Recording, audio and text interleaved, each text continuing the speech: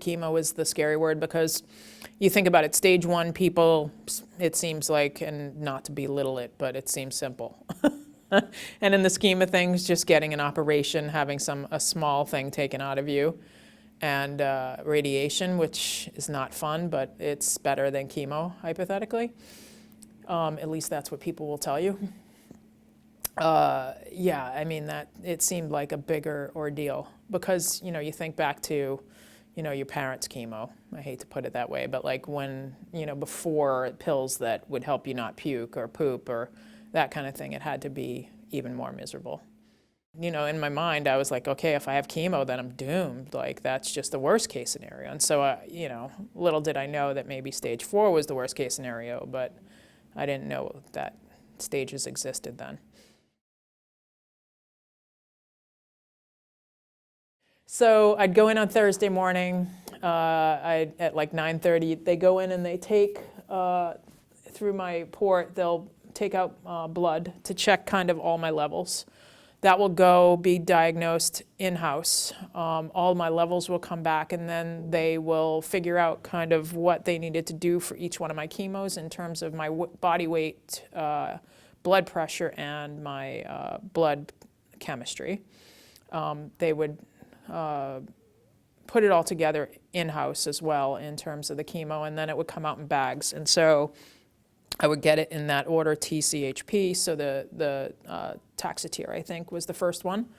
And it would be hung up in a bag, and I would just sit there. I would work from the office, and so I had my friends go with me.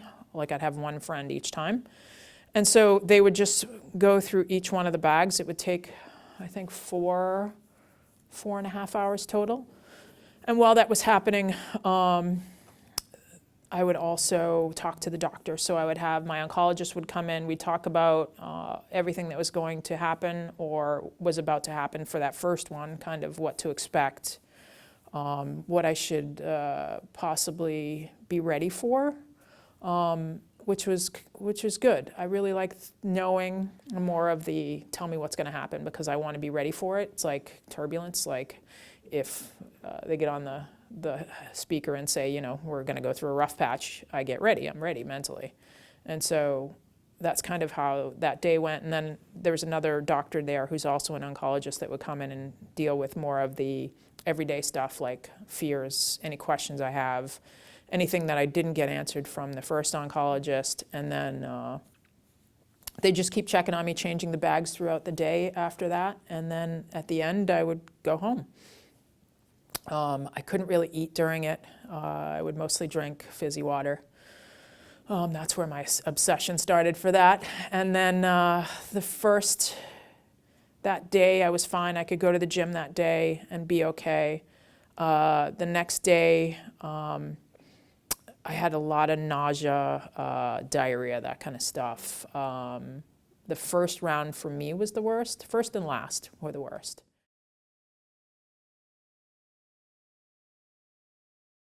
The first time it was like more sore throat, which I ended up finding a solution for.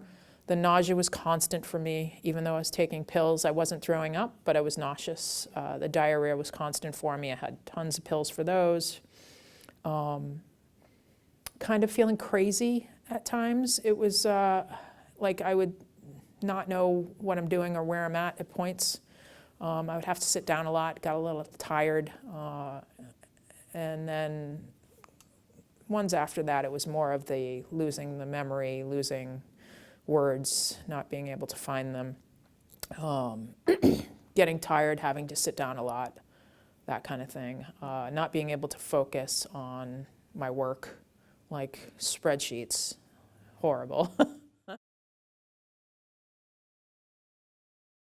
The food thing sucked. Like not being able to taste food was the worst. So I had super smell, and I could smell everything that would be amazing. And then you'd take a bite and it was like eating bark.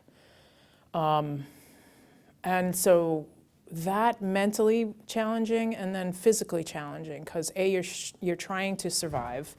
You're trying to be productive. You're trying to get out when you can. You're trying to do things and try to have as real of a life as possible. And then you can't eat normal things. So I did a lot of protein shakes, Jell-O, I don't have a sweet tooth, and now I do. Ice cream became my best friend. And I became an expert at that. So it's just trying to get over that piece was like, that was an 8 for me every week until the third week when you could start to taste again. So that was across the board, that one symptom. Like the diarrhea, fine, you deal with it. The nausea, you deal with it. And I could be downplaying this for other people that that's horrible for, but for me, that wasn't as bad.